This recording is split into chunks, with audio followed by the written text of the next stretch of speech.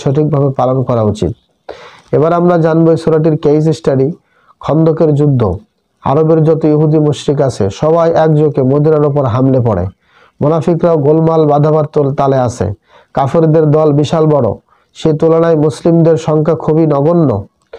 তো যে কোনো মুহূর্তে শত্রু বাহিনী ভেতরে ঢুকে পড়তে পারে। তখন সবাইকে কচুকাটা করতে মোটেও সময় লাগবে না। তবে শেষ পর্যন্ত আল্লাহর পরীক্ষায় পাশ করলেন মুমিনগণ। ইমানের দৃঢ়তা নিয়ে কাফেরদের মোকাবেলা করে যাচ্ছিলেন তারা। তাই সেই সময় আসমান থেকে নেমে এলো আল্লাহর সাহায্য। কাফেরদের উপর বইতে লাগলো ভীষণ ঝড়ো বাতাস। বাতাসের তোড়ে বা বাতাসের তোপে ঠিকমতো দাঁড়ানোই যেখানে দায়, সেখানে যুদ্ধ করবে কেমনে তারা। এক সময় লেজ গুটিয়ে পালালো কাফেরদের বিশাল বহর। যারা চান ইসলাম ছড়িয়ে পড়ুক পৃথিবীর কাছাকাছি প্রতিটি ঘরে, তাদের জন্য এই ঘটনাটি গুরুত্বপূর্ণ কেস স্টাডি। আল্লাহর পথে একসাথে কাঁধে কাঁধ মিলিয়ে দিনের দায়ীরা যদি এগিয়ে চলেন, তাদের জন্য আল্লাহর সাহায্য নেমে আসবে ইনশাআল্লাহ। এ বিষয়ে দেখুন